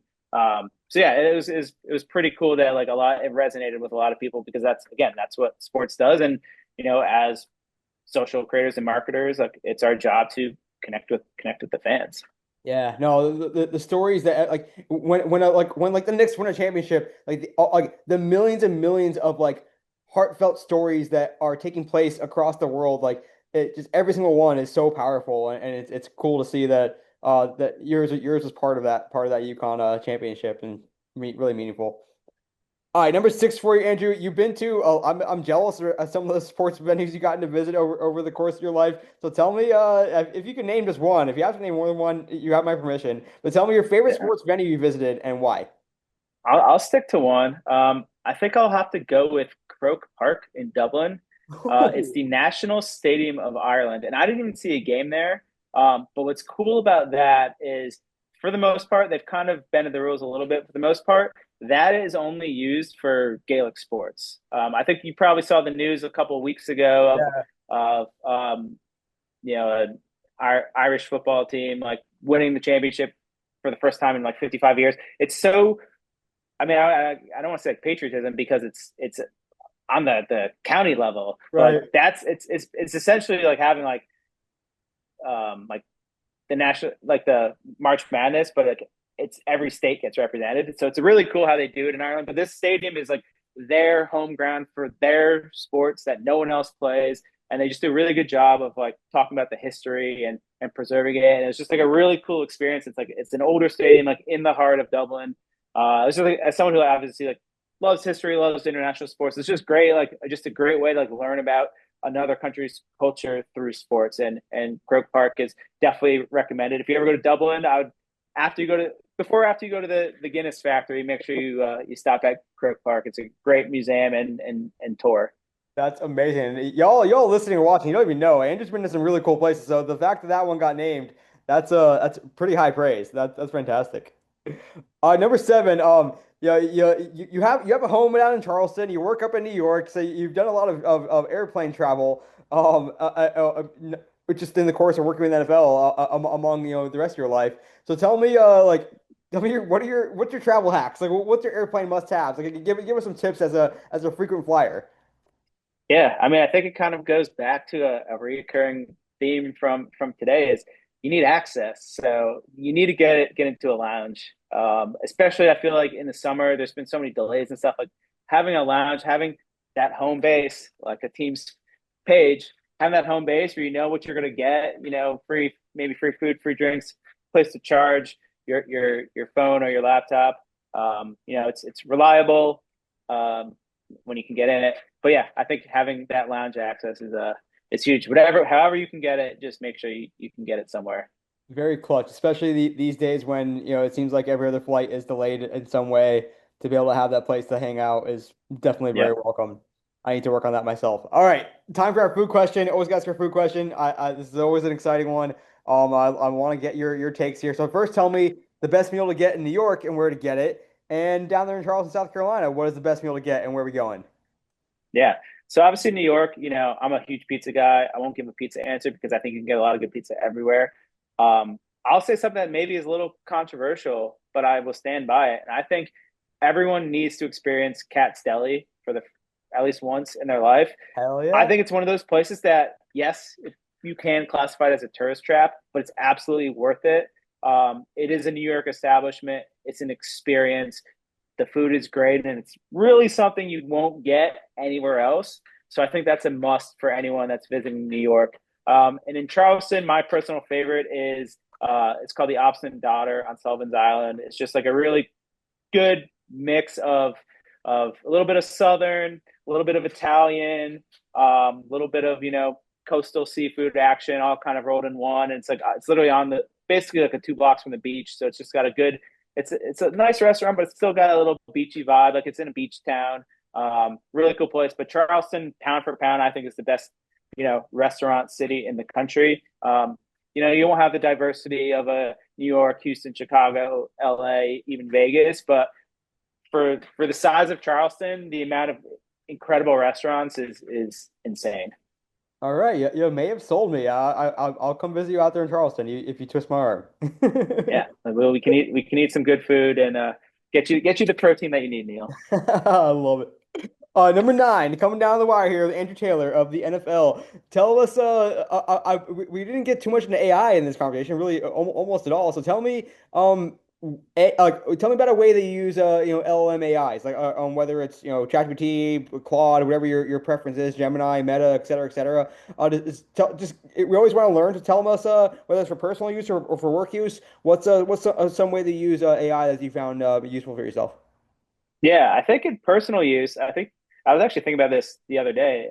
I think what how I use it now is yeah, I obviously use it like a search engine, like I think a lot of people do, but it's almost kind of replaced the Wikipedia rabbit hole for me. Like I'm someone who's Yeah. constantly like wants to learn and obtain new knowledge, and ChatGPT makes it really easy to kind of go down these rabbit holes because you can just simply ask it like, hey, like what's next? And I think they're learning enough too where they can almost anticipate what you need to know and they'll like prompt you, or you can just like go off track and learn yourself. So as someone like I'm a big history guy, like there's just times where I'll just like go through on the most random stuff, but it's just kind of how you can consume knowledge now. And rather than going from Wikipedia page to Wikipedia page, you can have it all explained to you. You can ask questions. Yeah, it's just really good way I to like kind of that. expand your knowledge on whatever your interest is. And it's like a Wikipedia rabbit hole that will talk back with you as well. If you're like, "Oh, that's Yes. crazy, no way," and they'll be like, "Yeah, I know. Did you know this too?" It's just Yep. that's fantastic. Oh, I like that. I'm have to try that myself as well. All right, Yep. last one for you. I'm gonna make you pick. You can go with your head or your heart. Tell me the 2007 or 2027 Super Bowl winner will be who? You'll have to watch on February 14th, 2027 on ABC or ESPN to find out. Oh, you bastard! Taking the company line. I'll let you have it. I'll let you have it. Especially knowing that you are you grew up with your Giants fan, so we know it probably won't be them, but Hey, you never know. the ESPN Super Bowl. ESPN is making sure that everyone knows exactly where to watch the game this year on ESPN and ABC. So we'll have to find out. It will be. I'm sure will set more records because every single game now is like a new record. And if 7 million people watch the Hall of Fame game, God knows how many people will Who watch the Super knows? Bowl coming up this year. That's the plan. Oh, you had to do that to me. I knew it. I knew you were gonna do that. No. All right, Andrew, you swished your catch and shoot, nailed almost all of them. Kemba Walker step back style. Now your chance to take over the podcast and tell us your all-star follow. It can be a social media follow, it can be a blogger, it can be a newsletter, it can be a podcaster. Tell us who they are and why they're following. Yeah. Yeah. One of my favorite people to follow on I think mostly on LinkedIn. It's someone, you actually introduced me to is Alex Coppola, SpawnCon Sports, just has his has the pulse on how sports can be monetized. Something we obviously didn't touch in on this episode because it's not necessarily my world, but it is so important and critical part as social media evolves because you need to start turning these social media departments from cost centers into revenue generating centers. And I think a lot of things that Alex talks about on a daily basis, especially on LinkedIn, is really valuable. Hell yeah. Great call out there. Proud to call him a friend and a former podcast guest. And if you're not following him on LinkedIn, if you're not following subscribe to the Small Con Sports newsletter, you should do it. It's free. It's extremely valuable. And a good recommendation there from Andrew. And how about you? Where can we find you? As well as I guess where to find the NFL, because we don't know where to find it on digital social media. Yeah, you know where to find the NFL. Three letters. Type it into any social media platform, you'll find it. And then come find me on LinkedIn, Andrew Taylor. And then you can, if you want really unbiased UConn thoughts, you can come find me, Andrew Taylor, on X as well. But you've been warned. Like, you've been warned. Very unbiased. Very unbiased, of course. The most unbiased. Well, Andrew, cannot think of a better person to have on for this special anniversary podcast. You are the first non-family member that I've had on one of these special episodes, and so you should feel very honored. And just cannot thank you enough for coming on and sharing us your wisdom, your knowledge, your insight. Just fantastic episode, and really appreciate you coming on today. Yeah, I mean, congratulations on 13 years. That's no small accomplishment, and who knows. Bring me back in 13 years for 26, and we'll see what's been going on since today. Oh gosh, what a thought! What social media sports will look like in 13 more years. Oh boy. Just tremendous being able to talk with Andrew Taylor, Senior Manager of Club Strategy for the NFL. Could not have thought of a better person to have for this special 13-year anniversary episode. A tremendous episode. I sure learned a ton. Really enjoyed geeking out on all the stuff that we love geeking out on, and thinking about some of the big picture trends over the years of what's changed, what hasn't changed. Definitely be on the lookout for a really special product launch that I'm going to be having for this podcast. Look out on dsmsports.net. Look out on LinkedIn. Follow me on Twitter, NJ287. As always, I'm your host, Neil Horowitz, as I have been for the last 13 years, and we hope to see a lot more you in the future as well. So thanks for watching. Thanks for listening. Until next time, this is Neil Horowitz signing off for the Digital and Social Media Sports Podcast.